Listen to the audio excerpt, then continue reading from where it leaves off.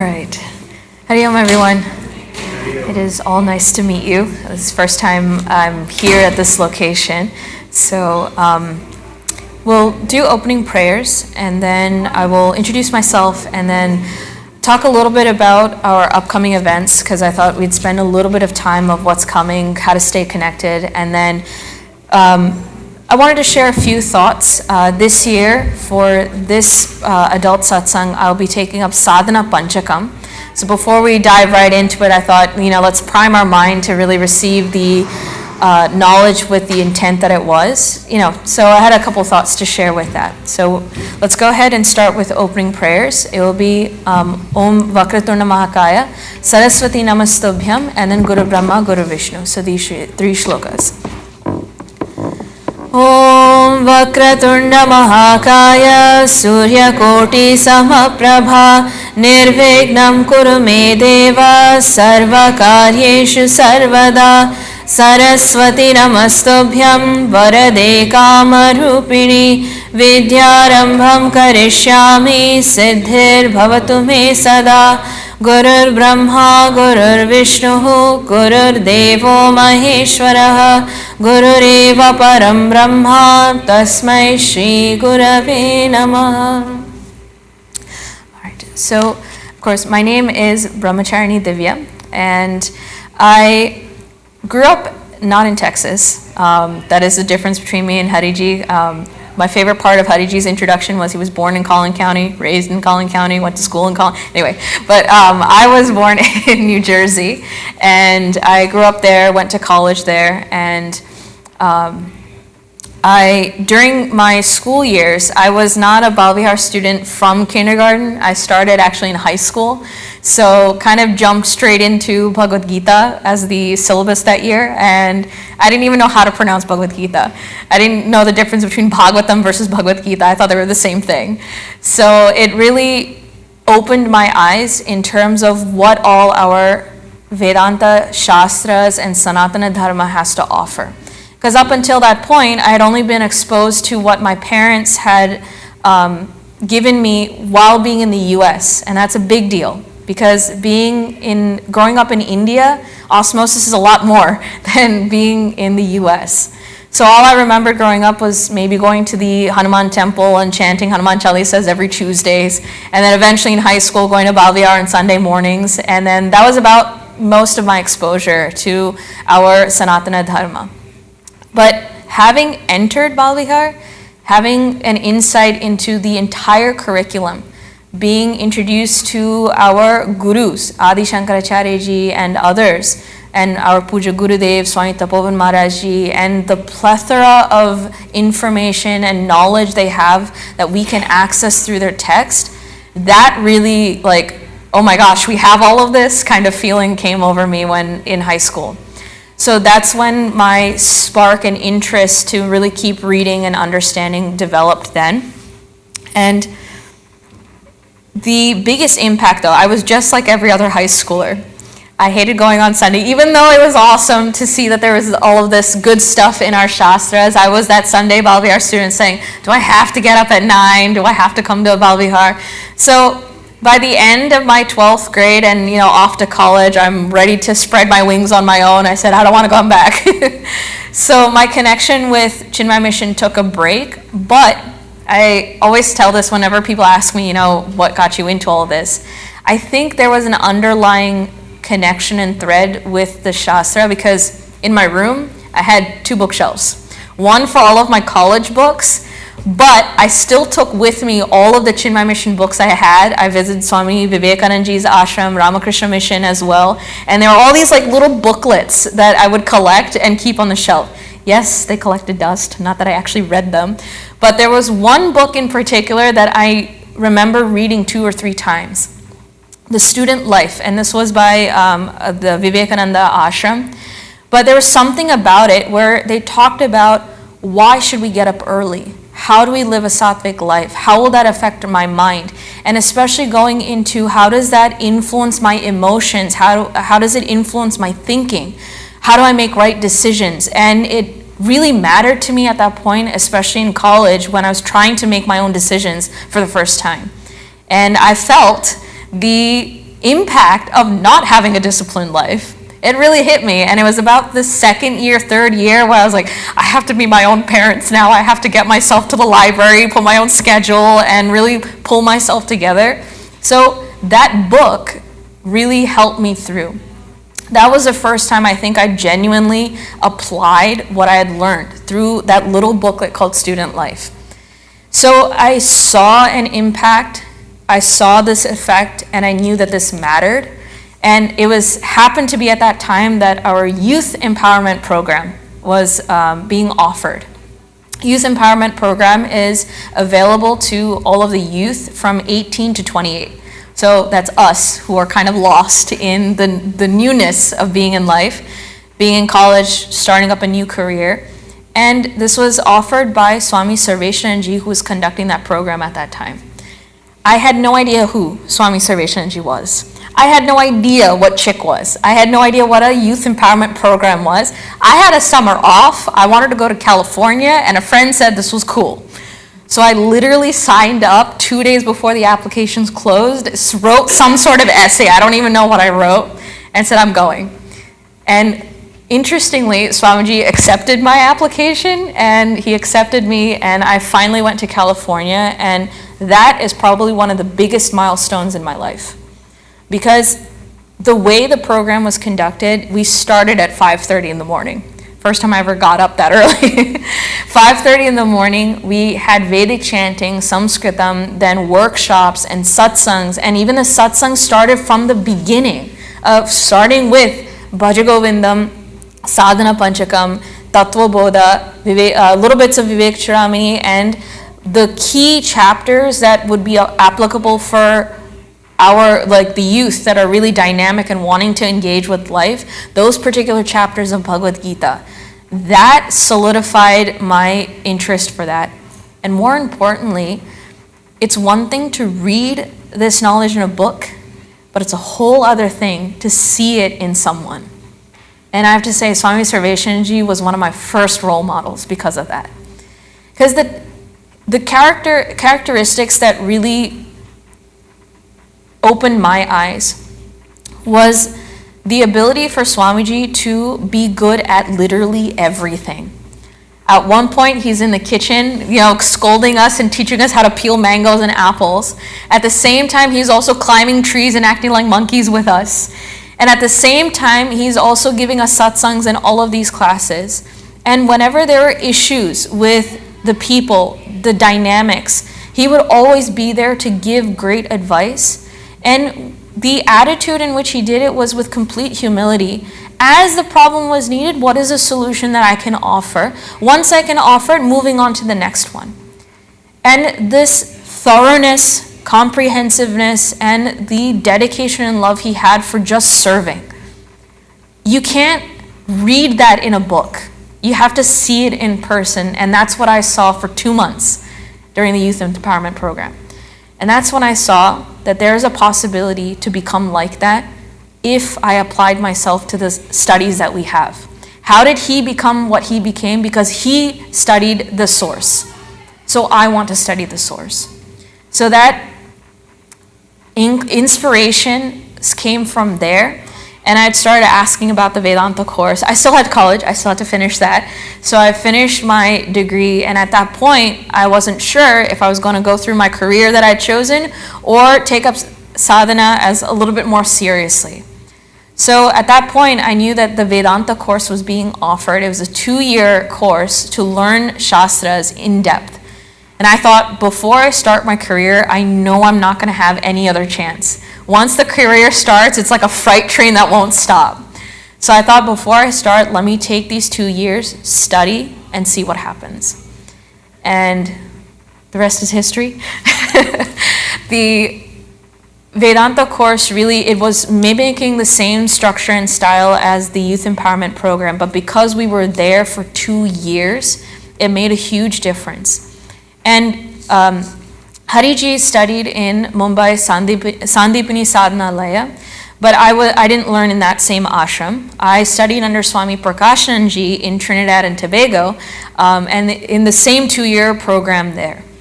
What I found really interesting and unique about that place and Swami Prakashananji is to see Hindus living a Hindu lifestyle outside of India and the US. This is the first time I'm seeing Hindus somewhere outside. And it was a very unique experience. Some people ask me, what's it like in Trinidad? Like, if we go there, what can I expect? I tell them that there are 3 things that get combined in Trinidad. One is you've got the Caribbean laid-back style, right? That they go to the beach, they're on hammocks, they're, whatever goes, they'll just, the attitude is pretty laid back from the people. But at the same time, that Hindu community, you can recognize India in Trinidad.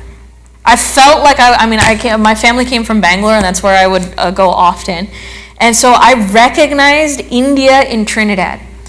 The way the houses were constructed, the way the families would gather, the way food was shared, the way we would just talk to each other. Granted, I had to learn Trini very quickly because it is English, but it's a whole other accent and cadence that it took me a while to understand that it's not a different language. But even then, the style of communication, it felt like India. And the third thing that also is there is it's in the Western Hemisphere, so you will see the modernization and capabilities that we see in the US. So I would say this is the perfect combo. If we want to live anywhere, retire anywhere, let's go to Trinidad.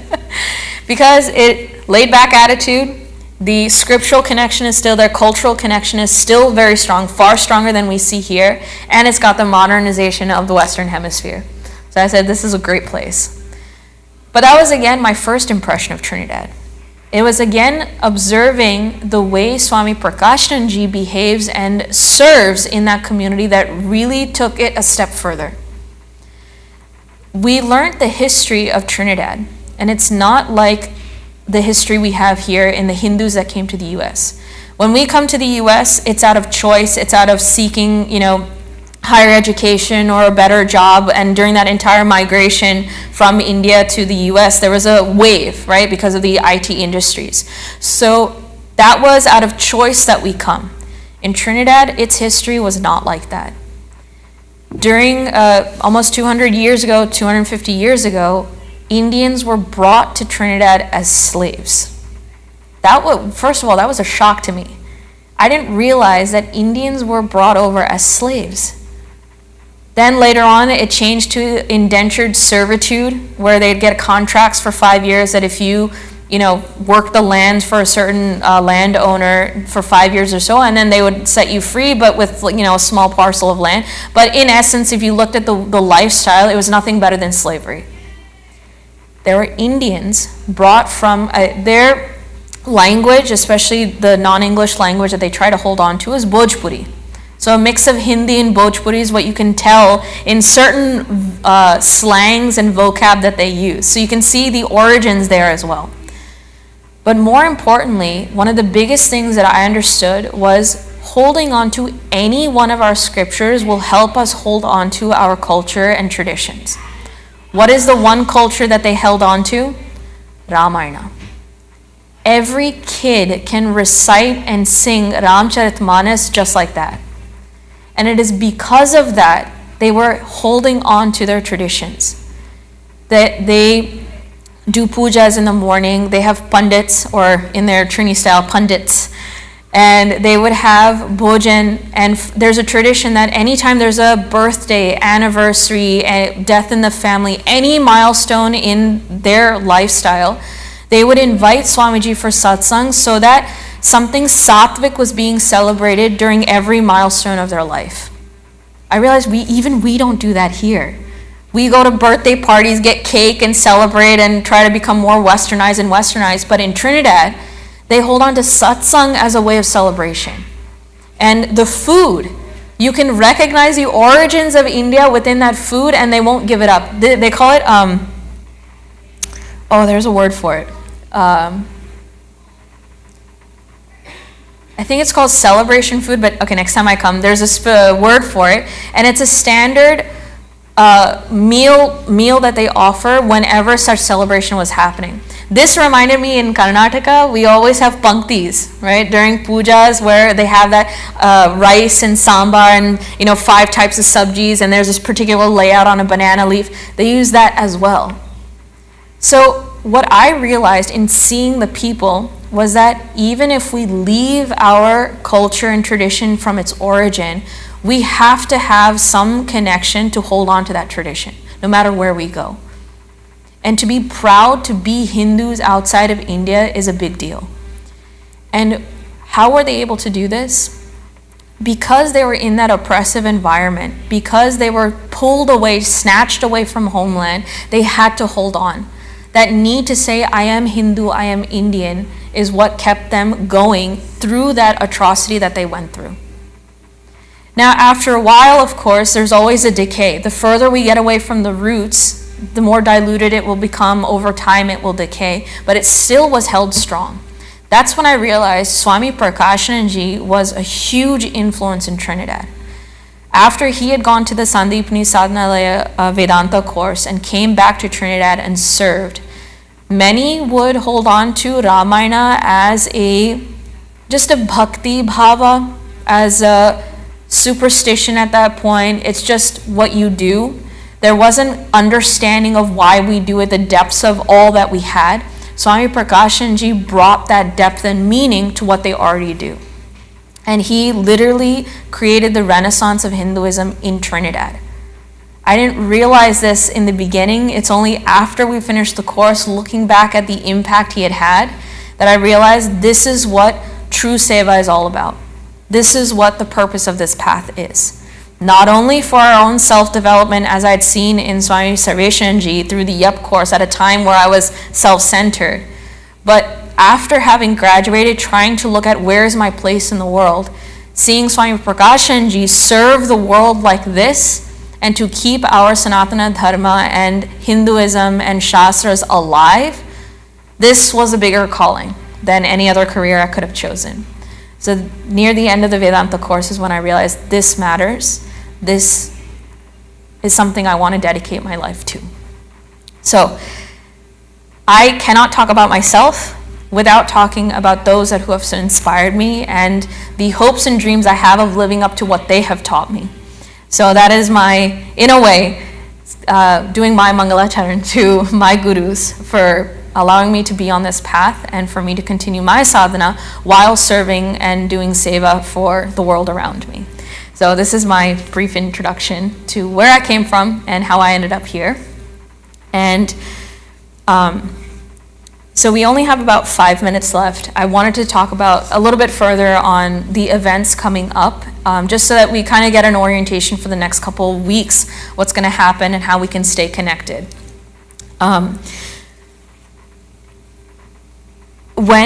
So we have heard the biggest event that we're going to be having very soon in 2 weeks is Swami Swarupananji, our head of mission right now, is going to be coming and visiting Dallas. And he's going to be taking up satsangas every night from the 22nd through the 25th every night, and he's going to be speaking on the glories of Bhagavan Krishna and how we can grow in love through that. This is a great opportunity to meet the broader mission through Swami Swarupananji. And he has a great insight, great life that he has led that we can really learn from and study from. So we know that Chinmay mission was started by Puja Swami Chinmayananji, and it was then passed down to our Guruji, Swami Tejamayananji, and that mantle was then passed on to our Swami Swarupananji. So both of them have met Puja Gurudev. They have also learnt from Puja Gurudev, and for them to be inspired and to serve, it's a unique opportunity to connect with him. And we won't get that chance often. He's traveling the entire world and visiting all 500 plus centers in the world globally. So for him to be here is a great opportunity, and I would suggest make the most of it. Not only by attending, but signing up for the workshops on parenting. And as Rameshji mentioned during the announcements, there are opportunities to offer Bhiksha.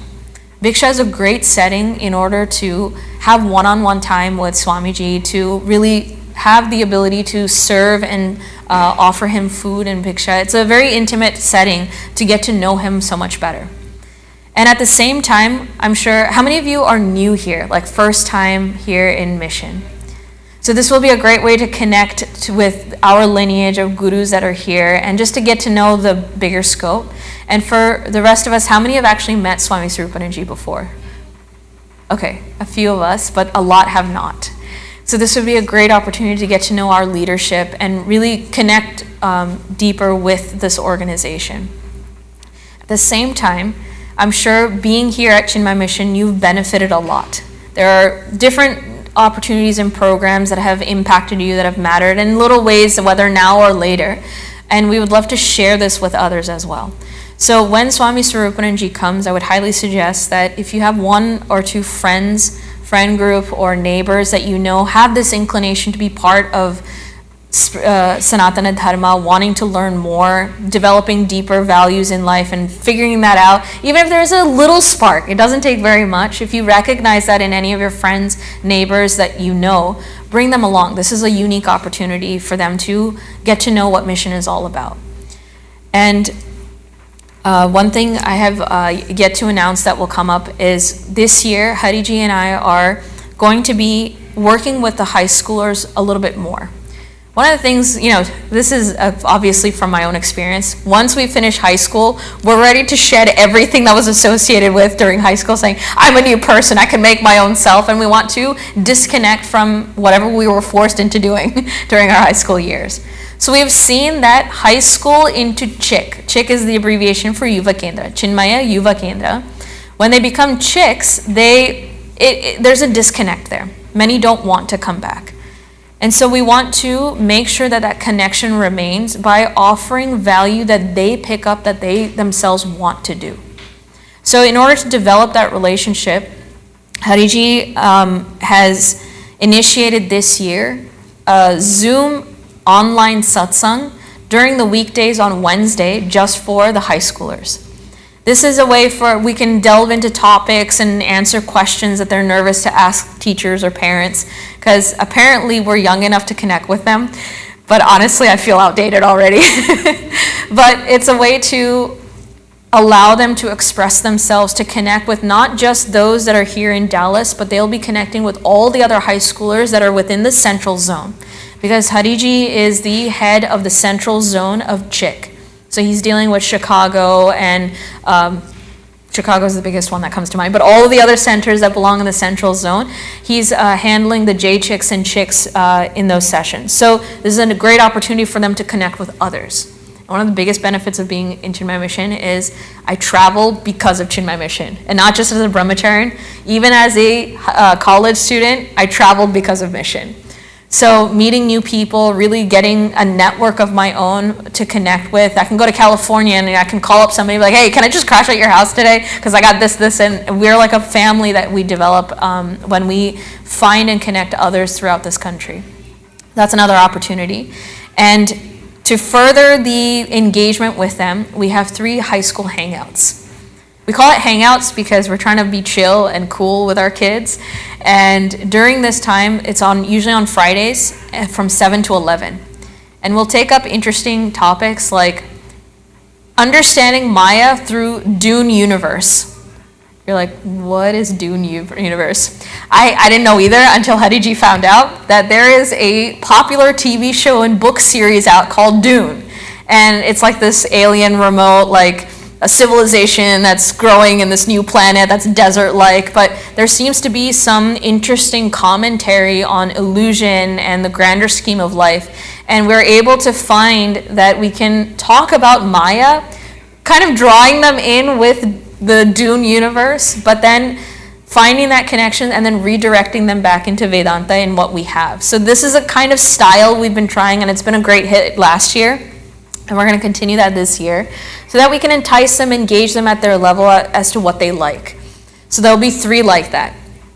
And finally, the last initiative we have for our chicks is we have another ashram. You know that there are 3 here, right? This is Dallas Center. You have one in Irving called Chitrakoot, and a new one is coming up.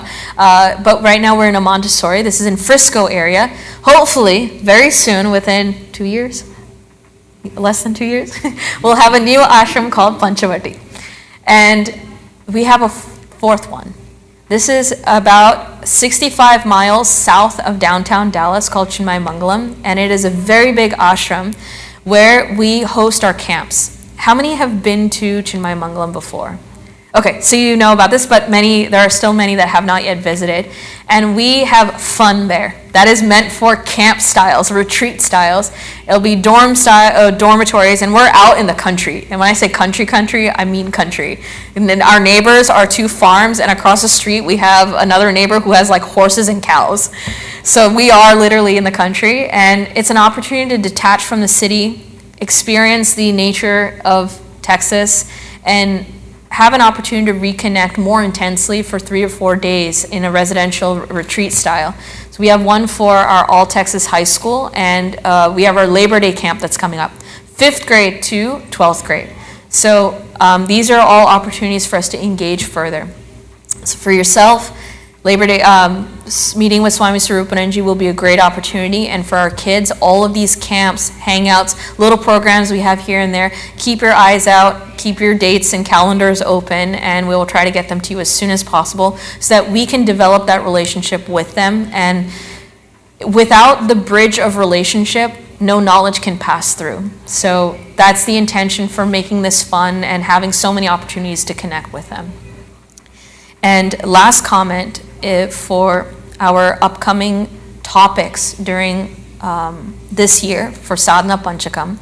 Many of us may come to Bala Vihar because I want to make sure my kids have tradition. I want to make sure my kids are dipped in our culture and our heritage, and they are at least holding on to that identity, and they can walk out saying, I'm a Hindu. We come with that intention for our kids, and looking at the parent size versus the kid size, I'm pretty sure half the parents are missing right now, even though that's one of our rules. So please, if you recognize that a friend's parent is not here, please tell them it's mandatory to come. But the reason why we host satsang for adults is because Puja Gurudev said Bala Vihar is not just for children. It is for the entire family unit. If our purpose is that our children should hold on to that identity, we only have about, at most, 45 minutes during the week. Today, they only have about a half an hour. So we're expected to make sure they are Hindus by the end of a 1-hour class. That's an impossible ask. 168 hours in a week, and only one of that is dedicated to making sure they're Hindus. We can be the source of that knowledge. We can be the source of what can be possible, but at the end of the day, it is the parents at home that really instill values. You are the role models, whether they like it or not. They passively absorb everything that you do. In fact, in one of our chick class, one of our icebreaker question was, what trait from your parents do you appreciate having, and what trait from your parents do you not appreciate having? And they had a lot to say. So in either case, they learn from you, and you are the anchor of giving values and culture. So yes, we come in wanting our kids to grow up, but we have to grow up in order to teach our kids. So Bala Vihar is not just for children, it's for the entire family. So if your spouse is not here, even if they're not interested, drag them anyway. They will resist, they will, it'll go through one ear and go out the other, but maybe, hopefully, there'll be some residue in that passage. And so when the family comes together, they're on the same page, they're all willing to grow together, then it's not just a 1-hour satsang that the children grow, but it becomes 168 hours of satsang that they can really develop. And the pure sign of this is when we see our chicks coming back as our teachers. This year we've had the strongest recruit from our youth because they want to give back. And our youngest one that we saw today, he was a 12th grader last year. He graduated. So to see that turnaround is a great sign that this matters, especially when the parents are supporting from their side. Now, in order for the parents to support, they themselves also have to grow, correct? So that is the purpose of satsang. And This year, the topic will be Sadhana Panchakam. 5 verses, but really 40 different sadhanas that we can take up in order to improve and uplift ourselves and become the role models we want to show our children. So that is the intent and purpose of adult satsang. So please don't miss it. Take it up as your vrata. That this year, every Sunday during this time, I will come and spend time in satsang for my own upliftment for my children. If that's enough of a motivator, then we are ready to embark on this year's sadhana. So with that, let us do closing prayers. Om Purnamadav Purnamidam Purnat Purnamudachyate Purnasya Purnamadaya Purnamevavashishyate Om Shanti Shanti Shanti Harihi Om Shri Gurubhyo Namaha Harihi Om. Thank you so much for this opportunity.